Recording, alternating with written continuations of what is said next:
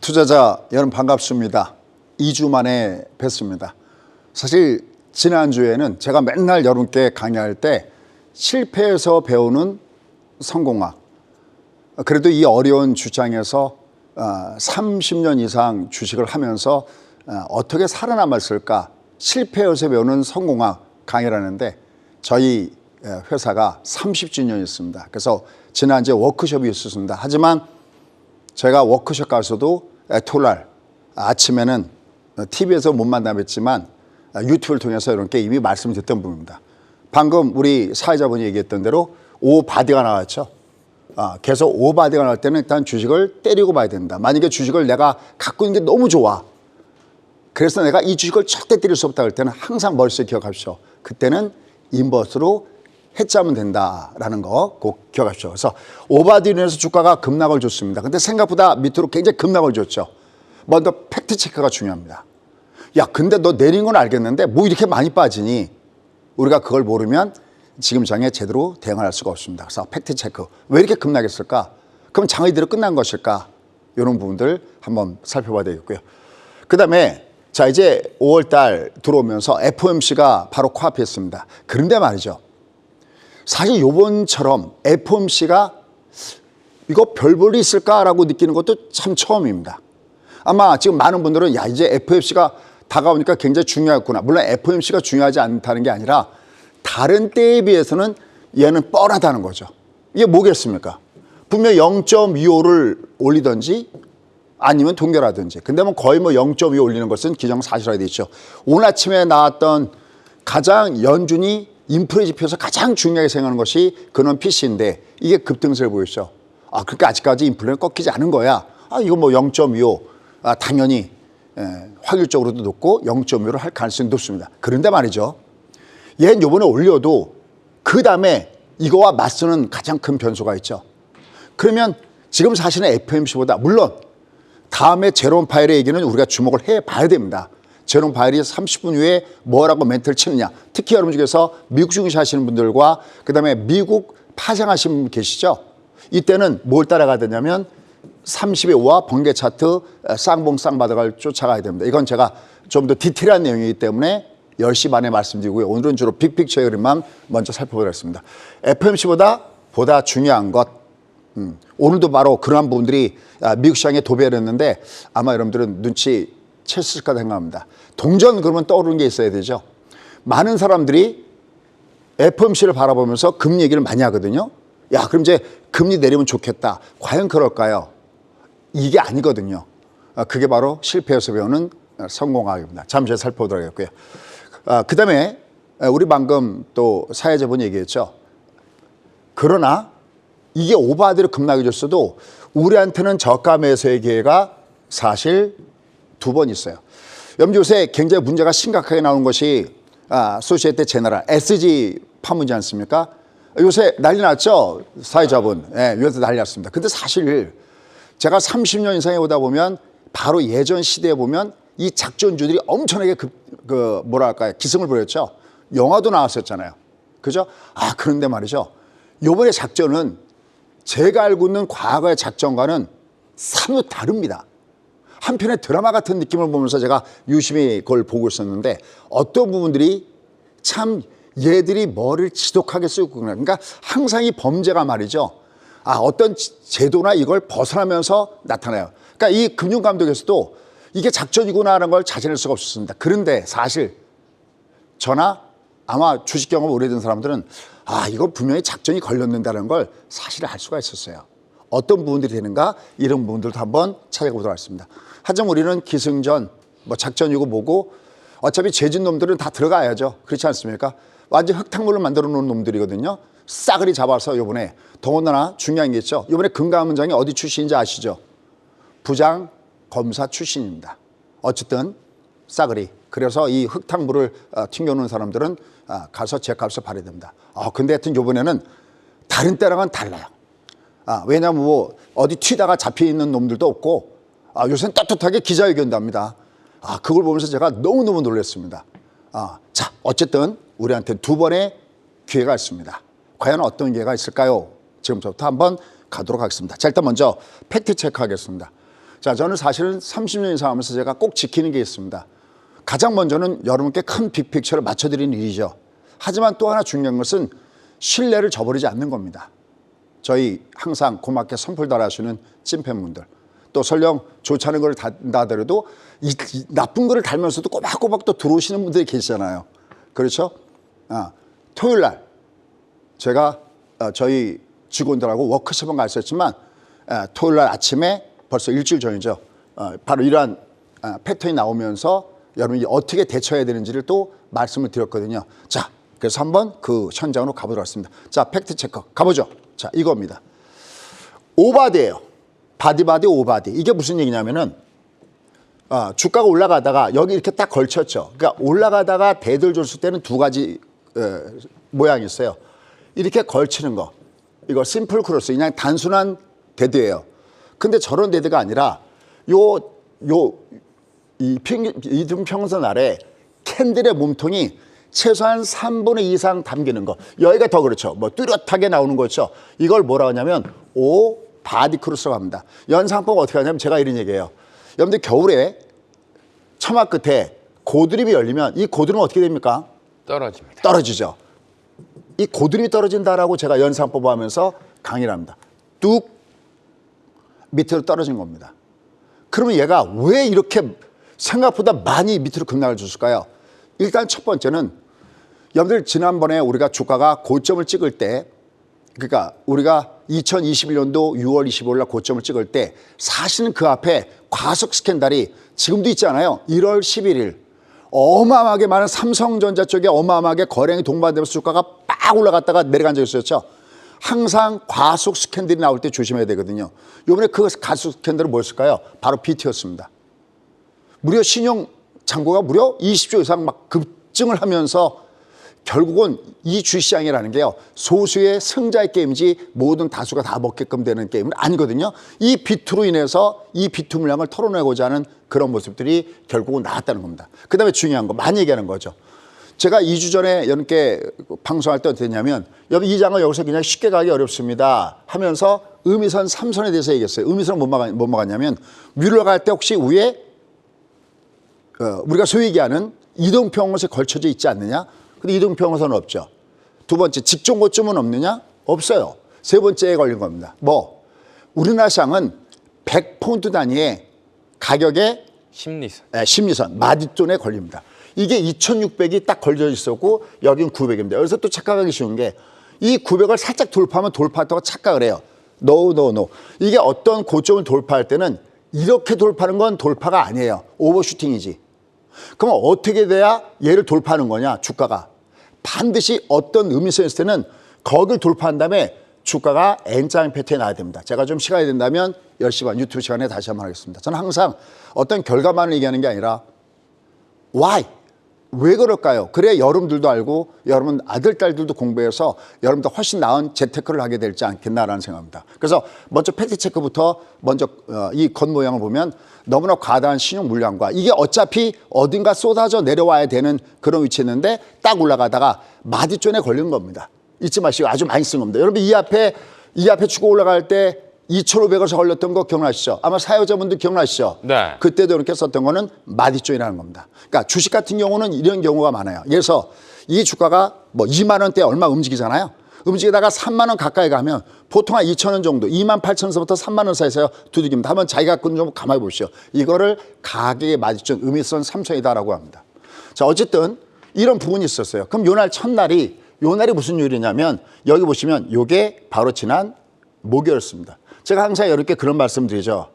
여러분 저는 항상 애프터 서비스로 여러분들 찾아갑니다라고 했습니다. 요새는 아쉽게 그 점심시간 방송이 없잖아요. 제가 점심시간 방송에 있었으면 여러분께 오늘은 오바돼요, 토끼야 돼요, 조심해야 돼요 라고 했을 텐데 점심시간 방송이 없으니까 저기 유튜브에다가 제목만 해도 보고 오십시오 그러는데 보십시오. 오늘 오바디, 이게 지난주 목요일 날 나왔던 겁니다.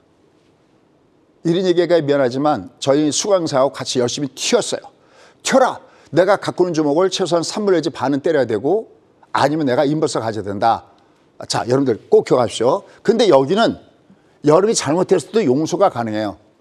너무 걱정하지 마십시오. Don't worry. 문제는 뭐냐면 얘가 다시 올라갔다가 두 번째 꺾어질 때는 소위 오띵띵 나오죠. 오가가 나오죠. 이 오가가는 정식적인 매도신에 걸려있는 일반적인 항상 우리가 매도로 사용하는 그 기법이 OTT 기법이에요. 그거 놓치시면 안 됩니다. 여기 놓쳤어도 여기 놓치서는 안 됩니다. 항상 머릿속에 오바디. 종합은 시가총액이잖아요. 여러분들 어떠세요? 오늘 종합이 내려가니까 어떠세요? 웬만한 종목이 다 빠지죠. 그 좋다고 했던 종목들도 다 빠지잖아요. 시가총액이 내려간다고 느끼는 순간 난 그 무엇인가 하는 습관이 필요합니다. 그래야 얘가 작은 마디존이라 하더라도 나중에 큰 마디에 걸렸을 때 보험료를 낸다는 생각을 가지고 연습해줘야 그때 가서 잘할 수가 있습니다. 잊지 마시죠. 오바디. 특히 오띵띵. 왜냐하면 종합은 5와 20이 중요해요. 5가 얘가 지금 외부로 꺾이고 있잖아요. 여기 20이 있는데 이러면 안 꺾여요. 얘가 다시 들었다가 반드시 두 번째 쌍봉을 줍니다. 그러니까 걱정스러운 시선으로 지금 이 장을 보지는 마십시오. 하지만 분명한 것은 텐션을 이번에 여기서 내려갔을 때 한 번은 여러분이 실수한 거지만 두 번째 놓치면 그건 실력이에요. 두 번째 오띵띵 오가가. 아마 여러분들이 지난주에 절 찾았다면 딱 한 가지일 겁니다. 뭐 종목이야 워낙 다른 전문가들도 잘 아시고 그러시니까요. 시장일 겁니다. 시장을 모르면 안 돼요. 자, 그래서 얘는 현재 주가의 패턴이 바로 그래서 부분들이다. 그래서 오가가가 나오지 않았기 때문에 얘는 너무 겁먹을 필요 없다. 대신 오바디가 나왔을 때는 항상 조심입니다. 이때 하나 꿀팁을 드린다면 얘가 오바디가 나올 때 이렇게 종가상 확인하는 것보다는 일봉상에서 얘가 매도 신호냐 매수 아니냐를 따질 때는 30분 단위로 보시고요. 근데 내가 어떤 주도주를 잡을 때 월봉상에서 얘가 신호냐 아니냐 그러면 얘가 다 지나간 다음에 찾으면 너무 늦잖아요. 그때는 실전에서 쓰는 기법은 일봉 단위상 찾아놓은 겁니다. 그래서 우리가 항상 일봉상 장대양 보이거나 아니면 적산명을 찾는 이유가 바로 그겁니다. 그다음에 올해 어떤 종목이 주도주 할 때는 1년 다 지나간 다음에 얘가 양보니까 주도주 해봤자 의미 없잖아요. 1년간 주도를 잡을 때 얘를 나누는 마디가 월간 단위로 접근하는 겁니다. 연간은 월간 단위로, 그러니까 이미 연초에 주도였던 에코프로나 에코프로 비행 같은 경우 바로 그 2차 전지가 걔들이 주도주예요. 그러니까 연간은 월간 단위로 잡아야 되고 똑같은 원리로 월간 단위 요번 달에 뭐가 좋아할 때는 일간 단위로 잡는 거고 일간 단위로 뭐가 좋아할 때는 30분 끊어야 여기 제대로 내가 활용할 수가 있습니다. 이건 조금만 배우면 됩니다. 제가 항상 아쉽게 생각하는 것이 자기가 조금만 신경 쓰면 되는데 왜 안 하는지 정말 모르겠어요. 이 얘기는요, 제 얘기가 아니라 저희 수강생들 얘기예요. 왜 공부를 안 할까요? 그래요. 그분들도 똑같았거든요, 여러분하고. 자, 그래서 얘는 오바디 이후에 얘가 밑으로 내려갔습니다. 그래서 여기도 계속 보면 오바디, 계속 오바디. 예, 지난 목요일부터 왜 지독스럽게 매도 쌓였냐. 특히 여기는 제가 공개 강의가 있었죠. 여기였네요. 이 지난 월요일 날 공개 강의 딱 할 때는 아침에 이런 얘기 드렸어요. 여러분 아침 시초과 얘가 플러스 나면 시가 위에서 여러분들 어느 정도 때려줘야 됩니다라고까지 얘기해 줬어요. 근데 이게 모르는 거죠. 이게 내려가니까 여러분들 매매 기준은 본전 기준이거든요. 본전 기준 내려가면 만약에 본전 기준으로 하더라도 얘가 내려갈 것이 확실하면 어떤 바보가 안 때리겠습니까? 근데 그게 맞을까? 틀릴까? 이런 확신이 없는 거죠. 그러니까 내가 알아야 되는 겁니다. 내가. 그래서 저는 항상 저희 수강생들하고 이 소통을 중요하고, 왜냐하면 유튜브 한 번에도 들어오신 분 계시겠지만 저 혼자 주저리 다음 주에 뭐 FMC가 있고 어쩌고저쩌고 저 혼자 끝낸 적 없죠. 항상 묻고 대답하고 그러죠. 왜? 안다고 보는 게 아니라 체화가 돼야 되는 거거든요. 그래서 오바디 이후에 주가가 얘가 계속 나왔습니다. 자, 이제 여기서 재밌는 것도 있습니다. 근데 얘가 딱 내려가자 우리 사회자분이 아주 굉장히 중요한 걸 했죠. 우리는 어디서부터 얘를 사기 시작했냐면 여기 꼬랑지 보이죠? 여기 60선입니다. 여기요. 여기 라인, 밑에 라인, 여기 라인. 요 60선 라인 들어오면서부터 저희가 여기 목요일날 올라갔잖아요. 여기서 이렇게 때려놓고 밑에서 여기서부터 목요일서부터 제목을 보지. 제목이 나와 있잖아요. 오늘 하단부터 매수였던 이유 이렇게. 여기도 보면 수요일과 목요일은 매수였던 이유 99.99라는 표현을 쓰고 있습니다. 절대적이라는 거죠, 거의. 100이라고 쓸 수 없잖아, 인간이니까. 그러니까 얘가 지금 여기서 튕겨 올라가는 겁니다. 요걸 99.99다라고 합니다. 자, 그럼 이제 얘가 이렇게 해서 밑에서 올라가는데 이제 얘는 올라갈 때부터 잘 봐야 됩니다. 왜냐하면 얘가 내려갈 때 이게 가격 조정을 때려버렸어요. 이게 주가가 올라가다가 2020년 3월 4초 올라가다가 가격 상승 다음에 기간 조정을 주면 얘는 늘리리만보 꼰드리 펴입니다. 근데 가격 조정을 때려버리잖아요.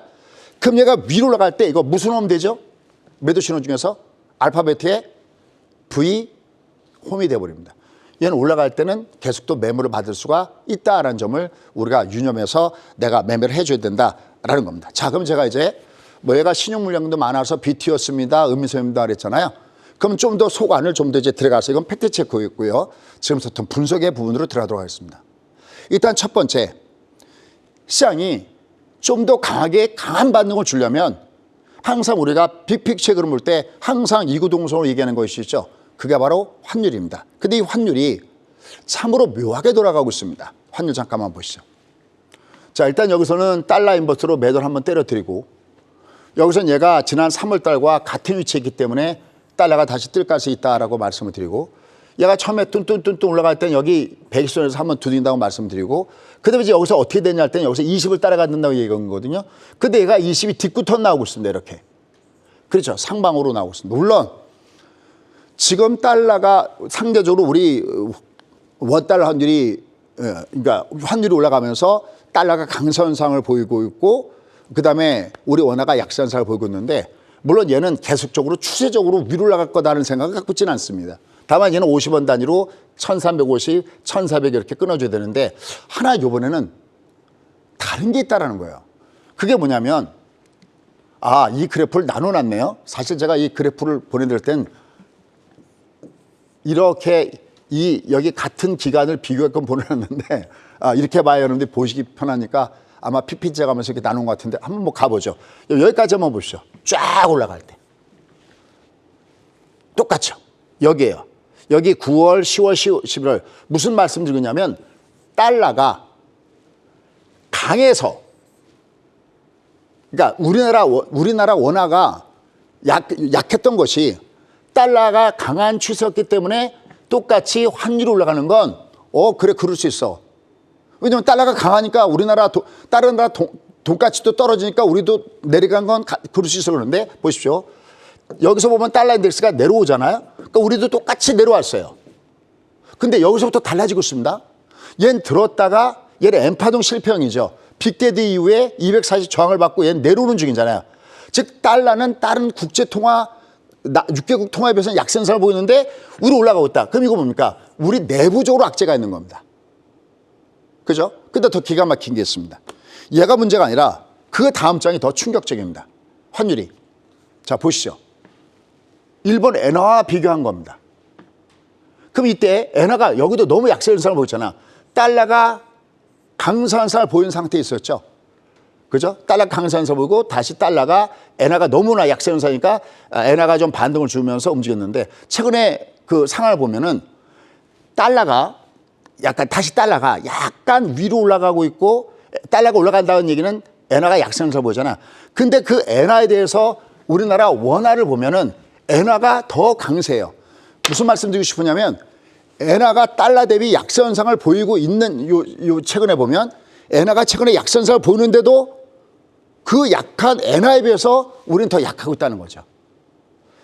그건 아마 여러분들 외인가는 아실 겁니다. 우리가 지금 무역 적자가 계속해서 아직까지 개선될 조짐을 전혀 안 보이고 있고, 어차피 수출로 우리가 돼야 되는 나라니까. 이게 이렇게 막혀있기 때문에 이렇게 이 환율이 이렇게 된 상태 속에서 과연 여기서부터 다시 이 앞에 있는 고점을 돌파하는 것이 쉬울 것인가 할 때는 일단 우리는 환율 그래프를 계속해서 주목해서 봐야 될 것 같습니다.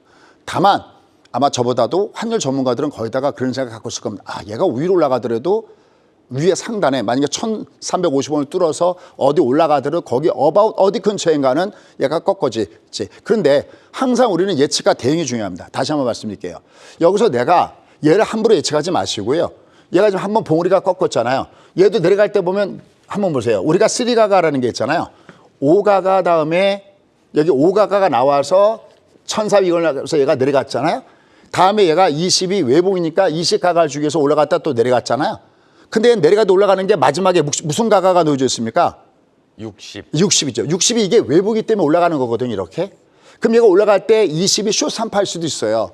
그럼 얘가 올라가다가 언제 우리는 드디어 우리나라 시장이 좀 상승 단성을 짠하고 올라갔구나 할 때는 요게 올라가다가 꺾일 때입니다. 요거 주목하시오. 요게 요 아래로 똑같이 20 받으려 내려갈 때 거듭 하겠지만 제가 여러분들이 저걸 신경 안 쓰고 계시더라도 제가 여기서 제목으로, 그러니까 뭐 와서 뭐 읽어달라 그런 얘기도 아니에요. 그냥 제목만 보고 가세요. 드디어 환율 20 아래 바디 크로스라고 할 테니까 그냥 여러분이 조금만 부지런만 떨어주시면 될 것 같습니다. 어쨌든 그래서 이 환율이 이런 모습을 주고 있기 때문에 지금 주가는 위로 올라가는 건 알겠는데 얘가 본격적으로 상승다운 상승을 보이기에는 조금 좀 시간이 있어야 된다라는 겁니다.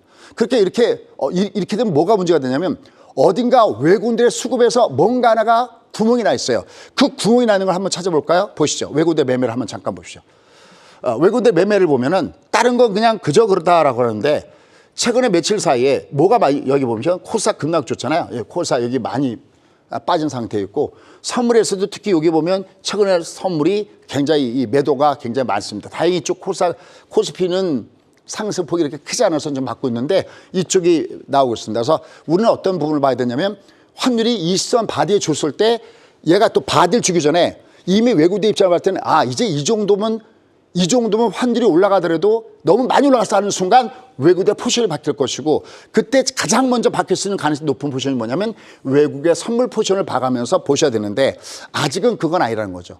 그러니까 얘가 밑으로 내려와서 다시 떠주겠는데 저 외국인들의 수급이 환율이 꺾어지는 먼저 나타나는 지표일 수 있으니까 저게 꺾어지는 거를 봐주자라는 겁니다. 그래서 최근에 주가가 이렇게 위에서부터 탄력이 떨어지는 가장 큰 배경에는 외국인들의 매도 포지션도 있었고 그다음에 환율이 예전에는 동조화 현상으로 약했던 거는 우리나라 원화가 약했던 건 이해가 가는데 달러가 강했던 건 이해가 가는데 최근에 달러가 타 통화에 비해서는 약한데 유독 우리나라 통화는 굉장히 약세 현상을 보이고 있기 때문에 더 주가가 충격을 받았던 이유도 있었다는 것도 분석상으로 봐야 됩니다. 그다음에 두 번째는 아까 서두 얘기했죠. 이분들 보시기에 저처럼 30년 이상 주식을 했던 사람들은 과거에 작전의 세대에 살았던 사람들입니다. 하다못해 어떤 경우도 제가 놀랐냐면은 연구소에 있잖아요. 그럼 팩스트로 와요. 무슨 종목에 대해서 옵니다. 무작위로. 모르죠? 그분들이 김종철인지 알고 김종철 회사에다 압구정에 저희가 원래 본사가 있는데 지금도 제가 봤습니다. 너무 깜짝 놀랐습니다. 그리고 뭐 제가 현재 현업에서 하는 사람 누구누구 그러면 그때 당시에 뭔가 이 작전으로 그래서 K통신 문제 때문에 사실은요 살인사건도 났었고요. 놀라셨죠? 뭐 웬만한 그 부분들은 이미 다 경험했기 때문에 눈 깜짝하지 않는데 요즘엔 제가 뭐라 하냐면 참 진짜 잘 돌아가는구나라는 생각을 제가 가져봅니다. 자, 어쨌든 SG증권 사태 한번 보도록 하겠습니다. 중간에 뽑아온 내용들인데 TV에 나왔기 때문에 이미 여러분 아실 겁니다. 막 60% 몇 프로. 이게 문제가 있습니다. 이게 문제가 뭐냐면은 선의 피해자들이 있다는 겁니다. 여러분 종목들 가만히 한번 보십시오. 사회자님, 네. 한번 종목 한번 가만히 보십시오. 뭐 대성홀딩스, 뭐 성광, 삼천리, 서울가스 쭉 블라블라블라 또 최근에 문제가 되고 있는 뭐 다우데이터 문제 블라블라 쭉 있는데 기업체들이 주로 어떤 것 같아요? 다 우량한 예, 기업입니다. 그렇죠. 바로 거기입니다. 이 자식들이 이 자식들이란다. 죄송합니다. 이분들께서 말이죠. 작전을 하는데 작전의 스타일이 어떻게 하냐면 첫 번째는 좋은 주식 갖고 해요. 그러니까 얘들이 지금 여러분들 한가 따라잡기 핫다라고 하잖아요. 왜냐하면 이제 이게 너무나 팍 빠져버리니까 얘가 갖고 있는 원래 이제는 너무 많이 올라갔다가 본질 가치에 가까워지니까 일부 내려갈 때 핫다도 하는 분들도 뭐 계시고 그런 것 같아요. 자, 어쨌든 얘들이 실적들이나 아니면 재무구조를 보면 괜찮아요. 근데 공통점이 있어요. 어떤 공통점이냐면 거래가 별로 없죠. 왜? 대주주가 워낙 많은 지분을 보유하고 있기 때문에 거래도 별로 안 됩니다. 근데 얘들이 얼마나 영향만 쓰냐면 보통 우리가 시세 조작에 포착이 될 때 한번 단순하게 생각해 보시죠. 시세 조작에 포착이 될 때 주가가 고만고만 움직이다가 빵 이렇게 뭐 연속적으로 올라가야 이거 이상 급등 주고 아니면 얘가 테마주야 딱 걸릴 거 아니겠습니까? 그렇죠. 근데 애들이 어떻게 하는지 아십니까? 이렇게 얘기할게요. 구름에 뭐 가듯이? 달 가듯이. 그러니까 올라가 봤자 그냥 1% 내외 정도? 이렇게. 그래서 저도 어느 날, 어떤 점은 얘기는 좀 많은데 어느 날, 저도 우리 얘가 보니까 모양이 괜찮아요? 저 사야 되겠구나. 항상 살 때 소프트웨어와 하드웨어를 뒤져보거든요. 얘 돈 얼마로 재무, 괜찮아. 거래가 너무 작은데? 그래서 무슨 재료 있어? 없어. 근데 이게 주가가 올라가는 건 알겠는데 우리가 차트 우량주라고 하는 거거든요. 이게 이상한 거예요. 근데 그 짓이 계속 나타나는 거예요. 그럼 저희 같은 사람 알죠? 아까 제가 얘기했잖아요. 아, 붙었구나. 임자가. 작전하고 있구나. 근데 이 기계 갖고 검사는 이 감독, 이 정부 당국에 있는 사람도 이거 모르겠죠. 저는 보면 얘가 이렇게 올라갈 주식이 아닌데 딱히 왜 올라가는지도 모르겠고 아마 이건 예전에 또 대주주를 끼고 작전이 많았거든요. 아마 여기는 대주주분들께서도 내 주식이 왜 이렇게 올라가는지도 몰랐을 수 있습니다. 예전에는 보통 어떤 작전을 많이 하냐면 작전을 딱 뛰기 전에 벌써 대주주랑 결탁이 되는 경우도 있고 어떤 악재나 아니면 호재가 나올 때 그 공시가 나오는 날짜까지도 이렇게 지들끼리 짝짝꿍해서 하는 경우도 많았거든요. 근데 이거는 이번에는 그런 것도 아니었잖아요. 그렇죠? 그래서 진짜 말 그대로 구름에 달 가듯이 그리고 굉장히 우량한 종목군들 중심으로 얘가 이루어지고 이런 부분들 때문에 더군다나 구름에 달같이 가기 때문에 얘가 전혀 눈에 띄울 수가 없었죠. 이러면서 문제는 굉장히 크게 나오고 있습니다. 자, 이번에 보시면 다우 키움증권이 폭락 전에 600억 이상을 매도했다고 해서 굉장히 논란을 보이고 있죠. 물론 뭐 블라블라 하면 여러분 자세한 내용들 이미 알고 계시거나 텐데 읽어보시죠. 이건 뭐 우연의 지구거지 뭐 그거랑 전혀 상관이 없다 그러는데 물론 그럴 수도 있습니다. 근데 여기를 탁 집어서 얘가 여기가 문제다라고 찍는 사람이 있죠. 야, 이 사람도 인터뷰하더라고요. 누굽니까? 소위 H투자자문의 라덕연 대표가 하는 거 보셨죠? 여기 재밌는 글이 있습니다. 야, 도대체 이거 범인이 누구냐? 그러니까 이걸로 먹은 어디 드라마에서 많이 보는 거죠. 이걸로 돈 번 사람, 이걸로 수익을 낸 사람 누굴 찍은 겁니까? 바로 앞에 다음 키움증권 대표를 찍은 거죠. 하지만 여기 키움증권 사장은 김 회장을 나시를 알지도 못한다면서 이거는 억지 엮는다 이렇게 하고 있습니다. 근데 여기서 웃기는 거는요. 나도 손해를 봤다라고 하잖아요. 근데 이건 우리가 면밀히 봐야 됩니다. 자기들이 손해를 봤다고 해서 우리는 죄가 없다? 그건 아닌 거죠. 근데 아까 얘기했지만 여기에 이번에 말씀드렸던 대로 여기 감독원장이 부장검사 출신이니까 어떤 결과가 나오는지 한번 보자고요. 어쨌든 싹싹 죄진 사람 있으면 이건 보내줘야 됩니다. 자, 이런 상태에서 역시 주가가 빠졌던 또 하나의 원인은 어디 있습니까? 바로 금감원의 뭐 2차 전지니 뭐니 뭐 나온 거 아시죠? 여기 뭐 최근에 급등을 줬던 무늬만 2차 전지인 것들 뭐 동반해서 작전하는 느낌들이 있다 해서 이거 집중 조사한다니까 장이 와르르 주가가 무너져 내렸던 부분들이 있다라는 겁니다. 자, 그럼 지금부터 저의 내피셜로 가도록 하겠습니다. 소장님, 그럼 얘가 다 끝났을까요? 결론부터 얘기할게요. No! 그렇지 않습니다. 염두께 제가 이런 선물 하나 드렸는데 제가 맨날 그러죠. 돼지목에 진주라고 아무리 선물을 드려도 요새 여러분들 이강인 선수 너무 축구 잘하죠. 워낙 잘하고 킬패스 잘하는데 이걸 아무리 킬패를 줘도 이걸 공을 받는 사람이 받아먹질 못하면 의미가 없잖아요. 다시 한번 이렇게 킬패스를 찔러드릴게요. 뭐요? 여러분들이 딱 여러분들 그 컴퓨터 매매하는 그 앞에 아무리 내가 매수를 잘해도 아무리 공을 골만 한포까지 몰고 가더라도 결국 마지막은 골을 잘 넣어야 되고 마지막은 내가 매도를 어느 정도 해줘야 되지 않습니까? 그 매도에 바로 바이벌이라고 할 수 있는 그래프를 여러분들께 이미 드렸습니다. 무슨 그래프일까요? 매도를 알기 위해서는 딱 이 그래프만 보면 된다. 제가 예전에 CPI가 고점이었을 때 저한테 딱 하나만 주십시오. 저는 이걸 가지고 고점을 잡아내겠습니다. 그래서 지난 6월 CPI가 고점이었습니다라고 찍었을 때 그 그래프가 뭐였죠? 중간값 법칙. 바로 유가. 그 유가였었죠. 우리 사회자분들 기억하는데 여러분들 기억하지 못하는 거 아니죠. 이 그래프를 꼭 뽑아서 앞에다가 넣어놓으십시오. 한번 이렇게 받아보십시오. 여러분 저희가 진짜 저희 회사가 30년이거든요. 저희도 참 우여곡절도 많았고 저희도 참 많은 정말 여러 군데 얻어 터지면서 다시 딛고 일어서고 나 이제 피했다 그러면 또 다른 펀치가 나와서 두드려 맞고 그랬거든요. 하지만 이 그래프를 보시면 여러분 좋을 겁니다. 보세요. 먼저 이게 오바디가 나왔을 때 이 오바디가 나왔을 때 이게 어디랑 똑같냐면 2020년 3월 달에 주가가 바닥 쳤을 때요. 요거랑 똑같은 그래프가 빅스에서 나왔어요. 빅스에서요. 그러니까 이미 2020년 3월 달에 여러분 얘는 튀어서 갑니다라고 바닥을 여러 개 맞춰드렸듯이 얘가 딱 나오는 순간 제가 방에서 이렇게 얘기했습니다. 뭐라고 표현했냐면 드디어 세력들이 헤쳐 드시고 나가셨네요. 제가 일부러 멘트를 그렇게 때린 거예요. 세력들이 나간 이렇게 안 하고 아마 여러분 중에서 찐팬분들이 기억하시고 일부러 제가 멘트를 세게 들어간 겁니다. 세력들이 헤쳐 드시고 나갔습니다. 왜? 이때마다 나오는 게 어떤 이상한 급등주들이 올라가다가 세력들이 헤쳐 드시고 나가는 현상들이 바로 이런 현상들이거든요. 이런 현상들이요. 음포선이라고 하죠. 근데 여기서 끝나지 않습니다. 그때 제가 어떤 멘트를 담이었냐면 강진이 왔어도 한국 사람들이 지진이 있으면 그 다음에 여진이 있잖아요. 그다음에 여지 있습니다. 머릿속에다 뭐를 염두에 둔 거냐면 네가 아무리 그래봤자 그래서 네가 내려와봤자 넌 외봉이잖아. 혼자는 외로워 둘이랍니다. 오가가 오잖아요. 대신 가격 줄 때 올라갈 땐 때려줘야 돼. 이게 오가가가 항상 먼저나요. 매도의 기본이에요. 얘가 내려갔을 때 여기 저희가 위에서 먼저 그러니까 투 사이드 매매라고 그래요. 위에서 때려주고 다시 밑에서 받아주는 겁니다. 아까 쟤들 작전 세력들은 우리가 그 일종의 뭐라 하냐면 다단계 판매라고 할까? 소위 작전행위 어떻게 들어가냐면 자기들끼리 찌고 차는 고스톱이에요. 통정 매매라고 하죠.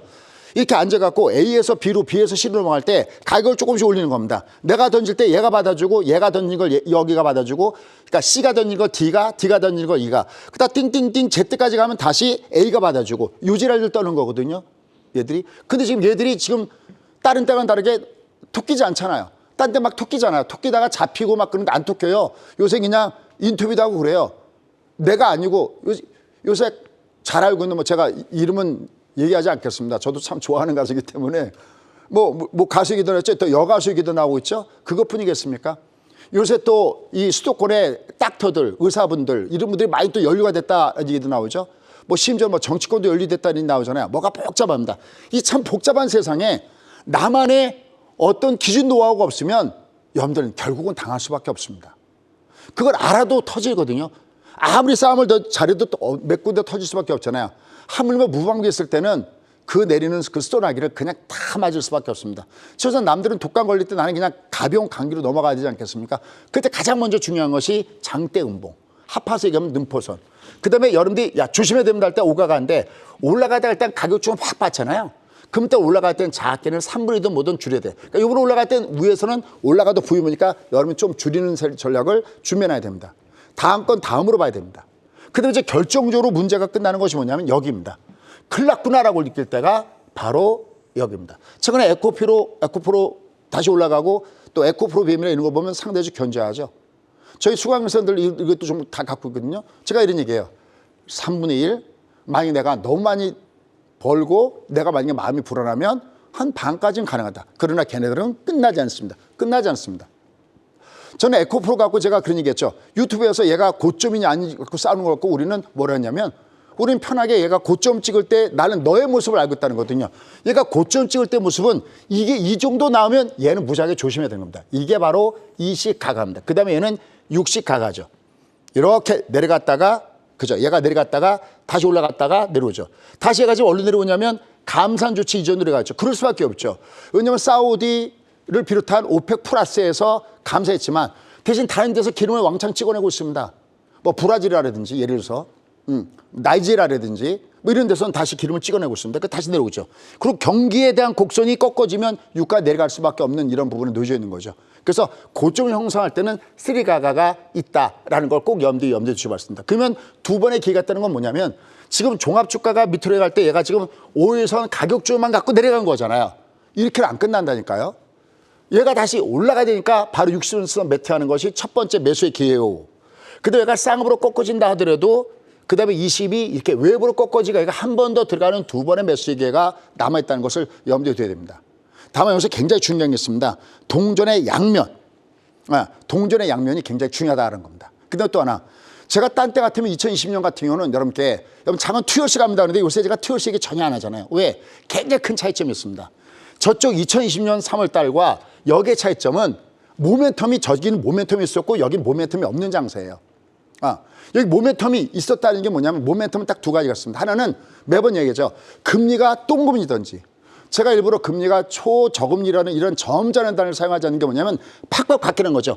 금리가 똥금리든지 제로금리 금이든지 그래서 유동성이 풍부하든지 그래서 자산 가치가 상당히 올라가든지 아니면 기업의 실적이 지금 뭐 기업의 실적이 좋아지만 경기가 좋아지는 두 가지가 되는데 얘는 금리는 고금리 상태에 있다는 거예요.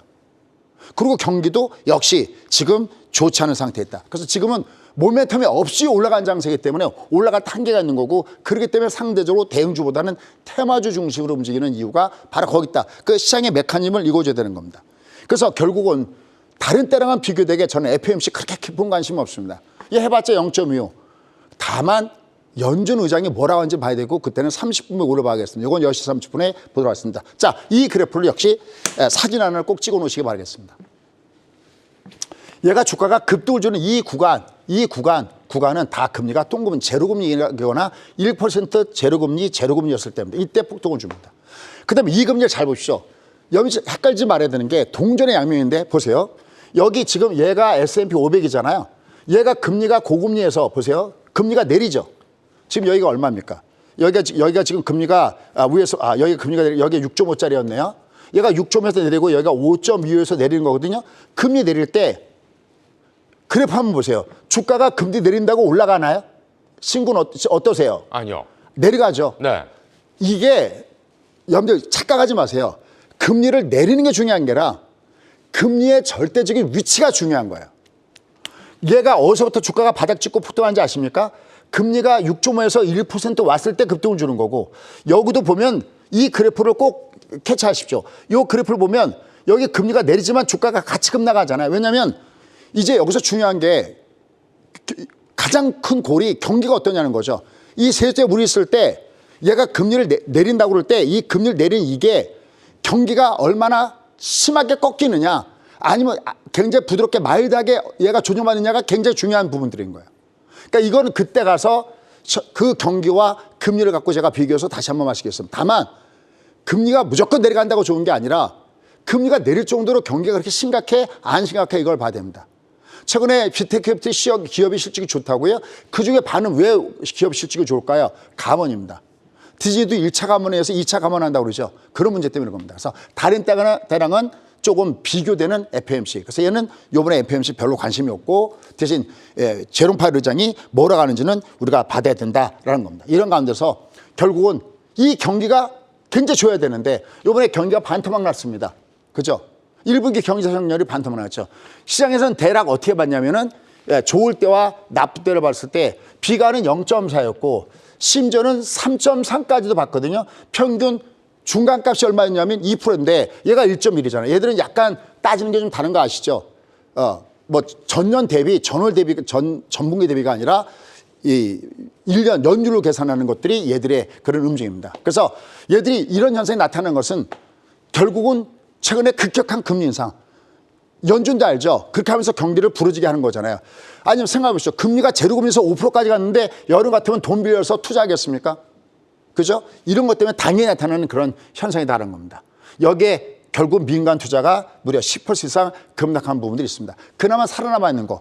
오늘도 미국 시장이 내려가다가 그나마 나왔던 것이 바로 소비 심리가 여전히 꾸준하다는 거잖아요. 이 소비 지출이 늘어나면서 결국 나타나는 이거는 그동안의 임금 인상과 저축 증가 이런 부분이 있다는 거죠. 그런데 여러분들 임금 최근에 어떻게 되겠습니까? 임금 상승이 꺾이는 거 보이시죠? 2분기 이후에는 얘가 만만치가 않다는 겁니다. 그죠? 빅테크 기업 중심으로 가문이 증가하고 있다라는 측면을 염두에 봤을 때는 결국 경기 침체는 결국 올 수밖에 없는 이런 부분이 있다는 겁니다. 여기다가 잡다 문제가 많이 나오고 있습니다. 이거 결국 이 그래프를 보시면 항상 얘가 2004년부터 2006년까지 2년 동안에 4% 같은 문제가 터졌는데 이렇게 급격하게 금리를 올렸는데 문제가 안 나올 리는 하나도 없다라는 것을 염두에 둬야 됩니다. 그러면서 역시 최근에 보면 최근에 은행 위기가 또 뭐 퍼스트뱅크나 굉장히 위험하잖아요. 근데 얘가 문제가 아니라 그림자 금융의 규모는 여기 보시죠. IMF에서 집계하는데 은행 대출은 2.6조인데 비은행 대출은 4.3조면 어딘가 애들은 폭발하게 되어 있습니다. 다만 폭발할 때 아직까지 현재의 모든 위치를 보면은 주가 내려갈 땐 저점 매매서가 여전히 형성될 수 있는 위치에 있다라는 것을 염두에 두시면서 보시면 좋을 것 같습니다. 그래서 지금 보면은 뭐 부채 협상이 뭐나 잡다 문제 나오고 있는데 이런 건 뭐 의미가 없는 것들이고요. 결국 주가는 위에서는 상단은 막혀 있지만 하단은 받쳐 있는데 한번 이걸 한번 보시죠. 또 하나. 여러분 제가 지난번에 보여드렸던 그림입니다. 얘가 내려갔을 때 깨지 말아야 될, 그러니까 계속해서 롱을 보여줘야 되는데 이번에 주가 패턴은 어떻게 하는지 아시죠? 바로 여기가 깨졌습니다. 제가 지난주에 나왔다면 아마 이 그림을 보여드렸을 겁니다. 여러분들 2,500, 여러분들 환율이 1,400 이온을 깨면 얘가 무너진다라고 했듯이 얘가 2,557 깨니까 무너졌어요. 얘는 여기 810을 깨니까 무너졌거든요. 그럼 얘 이제 이번 주에 어떻게 될까요? 얘는 여러분이 주목해서 봐야 되는 것이 얘가 꺾을 때 쌍번호 꺾어줬잖아요. 그럼 얘가 주가 올라갈 땐 데칼코마의 장세를 보시기 바랍니다. 어떻게? 이렇게 오바디가 나왔듯이 얘는 아직 오바디에 골드를 안 줬잖아요.